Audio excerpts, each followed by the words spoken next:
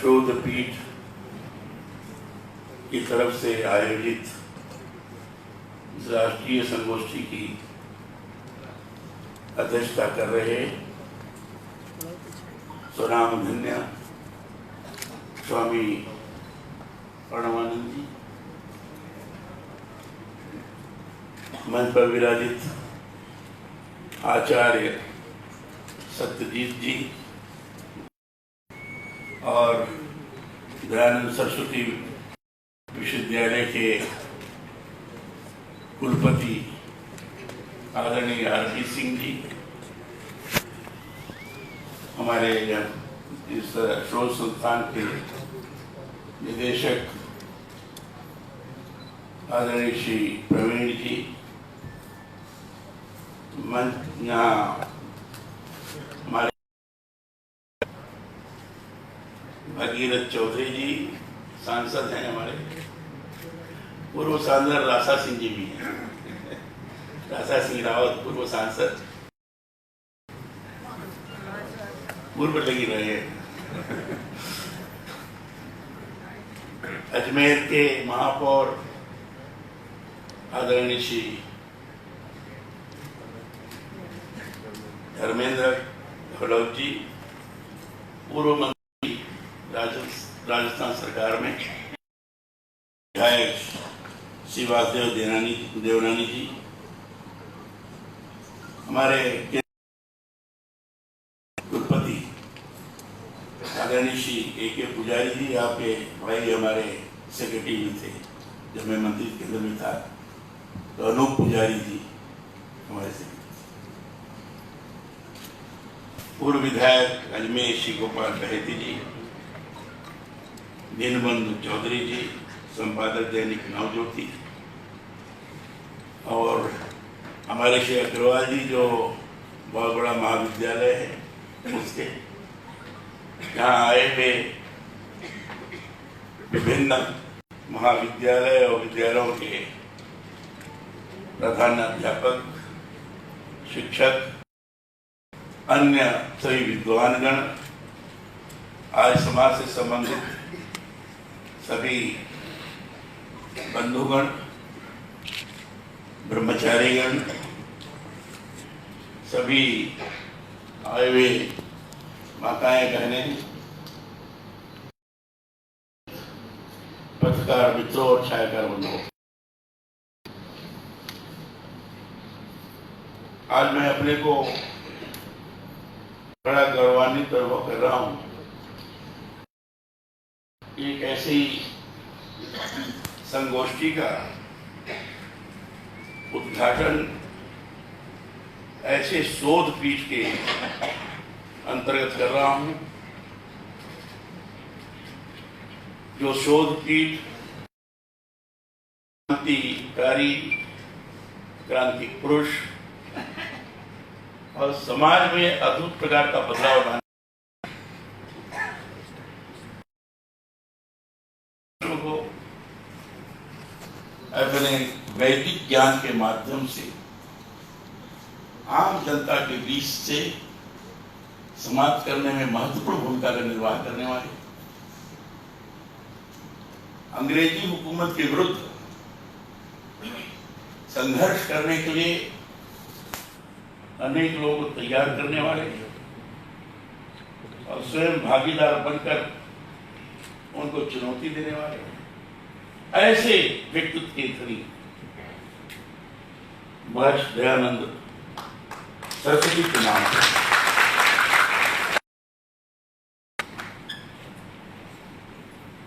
वह नाम स्वयं में लोगों को प्रेरित करे, क्योंकि हमारे स्वामी प्रणवानंद जी ने एक बात कही, जो बोलते थे गुजरात के, लेकिन हिंदी के शब्दों नागरिक लिपि पर उन शब्दों पर बहुत जोर देते थे, शब्दों का उच्चारण, आरोह अवरोह वो कैसे होना चाहिए, क्यों होना चाहिए, वो भी वैदिक दृष्टि से, वैज्ञानिक दृष्टि से बड़ा शक्ति प्रदान करने वाला होता है। आरोह अवरोह जो संस्कृत में वेद मंत्रों के माध्यम से वो ऐसे निकालित किया जाता है, उन शब्दों की ताकत होती है और ऋषि महर्षियों के द्वारा प्राण की भी ताकत है। वही ताकत, वही शब्द मंत्र के रूप में होते हैं। इसलिए वेद को वैदिक मंत्र कहा गया है। मंत्र की ताकत और इसे शब्द को ब्रह्म कहा गया है। महर्षि ने इस बात पर ज्यादा जोर दिया था। जोर देकर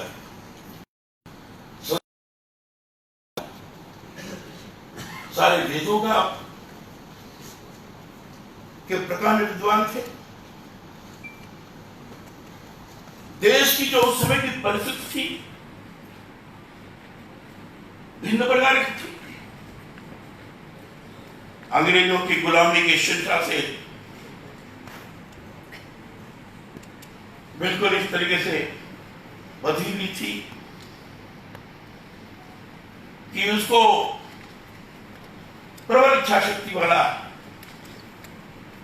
और अपने अंदर अनंत शक्ति,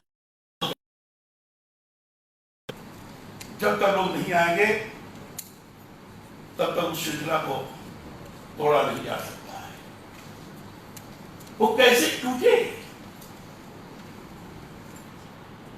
किस तरीके से लोगों के मन के अंदर अनंत शक्ति का हमारे में बोध है उसे कराया जाए, सामूहिक शक्ति को कैसे प्रकट किया जाए। देश के अंदर जो विभिन्न राजा रजवाड़े हैं,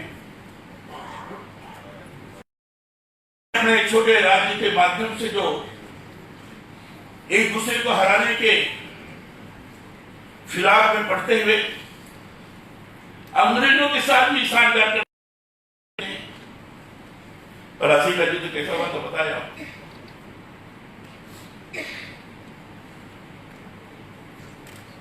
सिराजुद्दौला के खानदान और जो सेनापति था उसके बदमाशी का बहुत कम क्या हमारी 300 करोड़ थे, या हजारों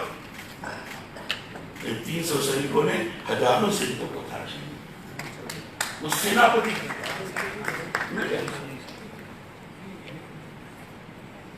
और इस तरीके से हमारे देश गुलाम हुआ है। महर्षि लगा कि कैसे समाप्त किया जाए।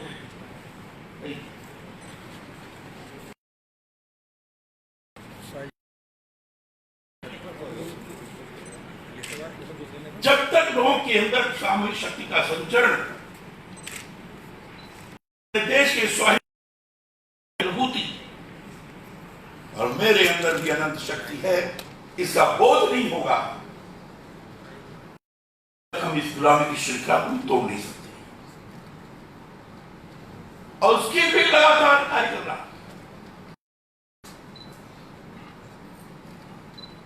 उसके लिए लगातार भ्रमण करना,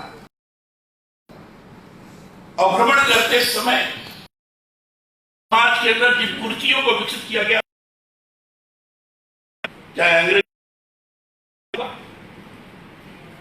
चाहे सरकार के वर्गों के मन मस्तिष्क के अंदर विकृतियां पैदा हुई थी, उसके कारण रहा होगा।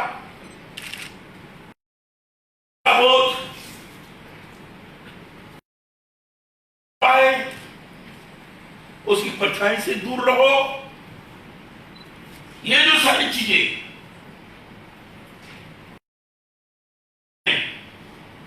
भूमिका का निर्वाह कर रही थी, इसको भी स्वामी जी ने अपने विद्वता और तार्क की शक्ति के आधार तोड़ा था। हमें सामने जीवन को स्थापित करना है। अभी जैसे आपने बताया कि विभिन्न काशी में गए, काशी में विद्वानों के साथ चर्चाएं हुई, विभिन्न जो लोग अंधविश्वासी चले गए थे, प्रमाण के आधार पर तोड़ने का प्रयास किया है। बलि की उस समय बड़ी परंपरा थी, हर बात पर बलि थी। ये बात तो नहीं, लड़कों को भी काट देते थे, जानवरों को काट देते थे। महर्षि ने कहा क्यों करते हो? नहीं, ये तो कर्मकांड चला आ रहा है। उनका एक कर्मकांड चला रहा है, इससे नहीं चलेगा। कैसे चला आ रहा है? प्रामाणिकता किस ग्रंथ में है? इसकी प्रामाणिकता किस कर्मकांड के पंडित के द्वारा दिया गया है? इसकी प्रामाणिकता किस प्रामाणिक ग्रंथ में है? यजुर्वेद कर्मकांड की दृष्टि से बड़ा प्रमाणित वेद है। कहीं नहीं है कि किसी की हत्या की जाए। उन्होंने यजुर्वेद के आधार पर पूरा का पूरा लोगों को समझाने का प्रयास किया था। मन के अंदर बेचैनी कि किस तरीके से समाज जो अंधविश्वास का विकृति पैदा हुई है, इसको समाप्त किया जाए। किस ढंग से शैक्षिक दृष्टि से करते हुए ज्ञान प्राप्ति की दिशा में उन्मुख किया जाए। किस ढंग से सामूहिकता के स्वरूप को विकसित करते हुए कि जब तक सामूहिक रूप से इकट्ठा होकर नहीं चलोगे, तब तक आतताई तुम्हारे ऊपर शासन करते रहेंगे। ये सारी चीजें स्वामी जी की चुनौती थी। उनको लगा कि जब तक नहीं चलेगा, कि देश के अंदर जो विभिन्न राज्य हैं, जिसको लेकर के लोग अपना समझते यही हमारा सब कुछ है, एक दूसरे को जो दुश्मन ताकतों के साथ हाथ मिलाने में करते थे, स्वामी जी ने प्रयास किया ऐसे लोगों को एक साथ जोड़ा जाए। राजस्थान से प्रमुख था। राजस्थान में कई राजा रजवाड़े, राजस्थान में उनका भ्रमण प्रभु मान होता। सोनमगढ़ी, सोमनगढ़ी जो गिरी वो रहे हैं, वहां के राजा के साथ मिलकर के भी उन्होंने कहा कि ठीक नहीं है, विश्वास में लिया। और भी कई लोगों के साथ संपर्क बना,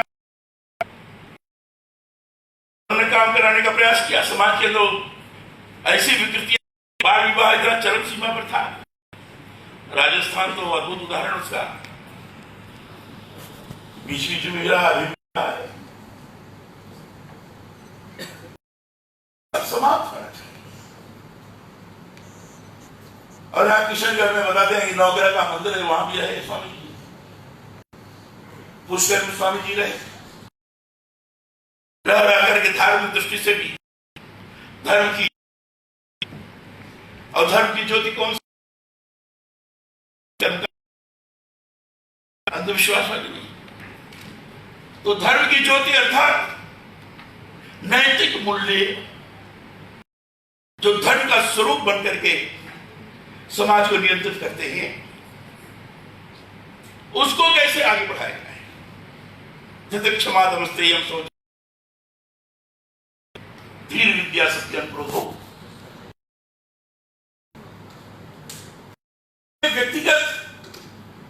व्यक्ति के जीवन के अंदर की सात्विक प्रवृत्ति, व्यक्ति के जीवन के अंदर विवेक की अनुभूति, व्यक्ति के जीवन के अंदर विद्या अर्जित करने की उत्कंठा, व्यक्ति के जीवन के अंदर क्रोध पर विजय प्राप्त करने की क्षमता, व्यक्ति के जीवन में विभिन्न इंद्रियों को नियंत्रित करने का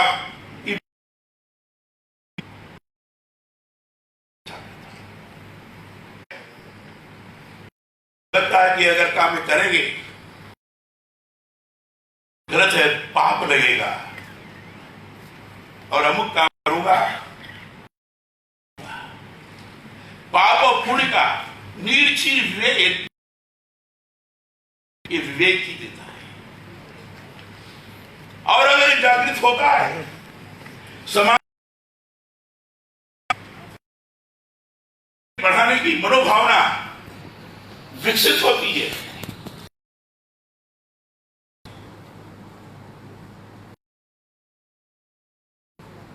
व्यास जी ने कहा गया कि 18 पुराणों में कि परोपकार करोगे तो पुण्य होगा और दूसरे को कष्ट दोगे। ये उन्होंने कहा व्यासस्य वचनम द्वयम्, दो वचन था, दो में सारी चीजें। और अपने मृत्यु के पश्चात ने जो इच्छा व्यक्त की थी, इच्छा यही व्यक्त की थी कि हमारा कोई उत्तराधिकारी कौन होगा? परोपकारिणी सभा होगी। सभा अर्थात लोगों के जीवन को इस प्रयास जिससे विद्या भी अर्जित हो, एक दूसरे के कुशल क्षेम की भावना, सामूहिक रूप से जीवन व्यतीत,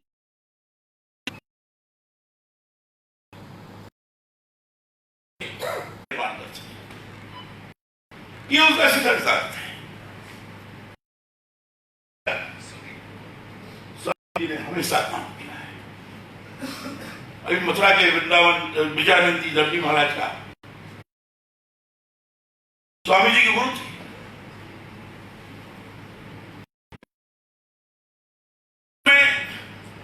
महिलाओं को शिक्षा नहीं दी जाती थी, लड़कियों को शिक्षा नहीं दी जाती थी। विचित्र प्रकार की विभेद की स्थिति बनी हुई थी। मथुरा मेरठ तो महिलाओं का उत्पीड़न हुआ है और तब से कन्या विद्यालय की छोड़ दी थी। कन्या विद्यालय अनेक स्थानों पर लोग पढ़ाई ढंग से कर सके। बॉम्बे में हुई, विदेशों में भी आर्य समाज अधिक से अधिक जाए, भारत के संदेश को लोग बताएं। भारत में वैदिक ज्ञान के माध्यम से पूरे विश्व को कुटुंब के रूप में हमने आत्मसात किया है। ये स्वामी जी ने, ये जो मैं देख रहा था कि विदेशों में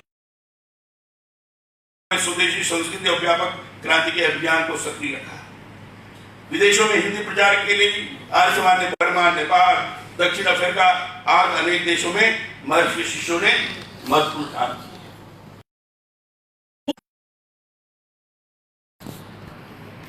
इस तरीके से आत्मसात कराने कि हमारे जीवन पथ प्रदर्शन है तो यही है और कोई दूसरा नहीं है। कल्याण हो सकता है समाज कुटुंबों की बात को लेकर पर्यावरण और व्यक्ति किसी को विनष्ट करना ठीक नहीं है, वन को काटना ठीक नहीं है, गिर कंदराओं को भी समाप्त करना ठीक नहीं है। उसे सुखाना भी ठीक नहीं, सबका ठीक रहना आवश्यक है। और इसलिए उन्होंने इसमें तो इसके साथ अन्याय नहीं होना चाहिए। इन सारी बातों को स्वामी जी ने अपने ढंग से और विद्यालय जो दुनिया के देशों में भी तो कॉलेजेस हैं, स्कूल ये बात बनाए गए कि अब अद्भुत उनके उसके शरीर के मन के अंदर सकारात्मक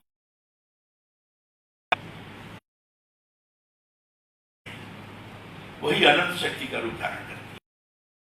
तो कोई पराजित ही नहीं, इसलिए बड़े क्रांतिकारी स्वामी जी के भक्त रहे। भगत सिंह जी, चंद्रशेखर आजाद, लाला लाजपत राय और श्याम कृष्ण में उन्होंने इंडिया हाउस बनाया। उन्होंने इंडिया हाउस बनाया। अब इंडिया हाउस से जाकर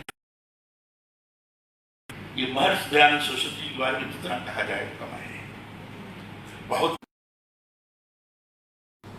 नहीं एक तरह से कहते मैं देख के नहीं देख पढ़ रहा हूँ, पढ़ने के लिए तो प्रतिष्ठित सारा मैं बोला हूँ कि किसी सही वो कुछ नहीं। तो मैं सोचा था मैं पढ़ूंगा आज सब दिन करने,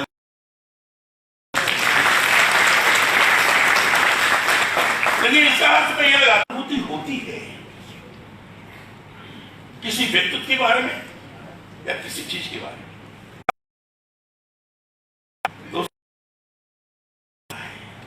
तो स्वाभाविक रूप से अभिव्यक्ति होती ही जाती है। तो तारतम्य में भी वैसा बढ़ता है।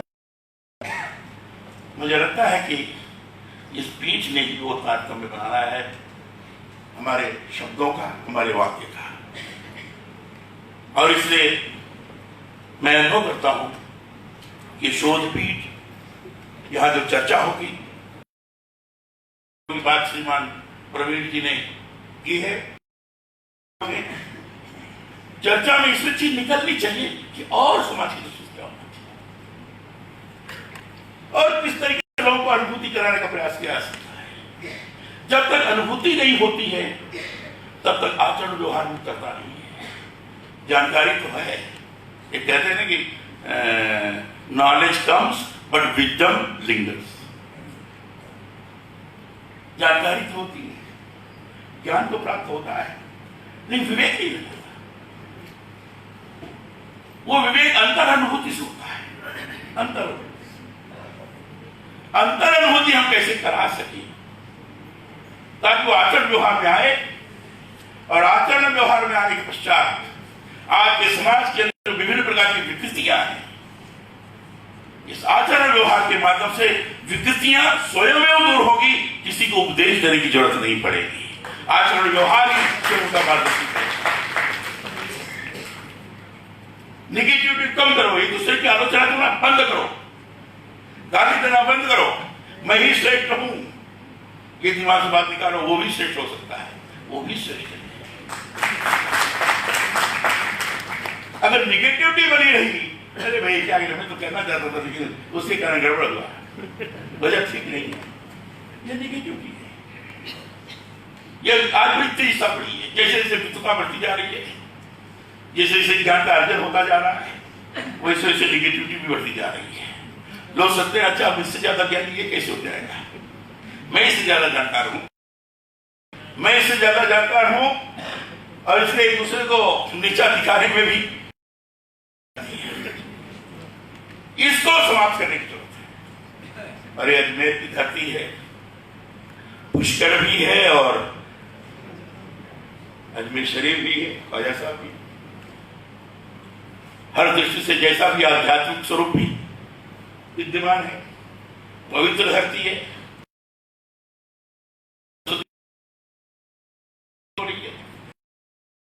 प्राप्त रहा है।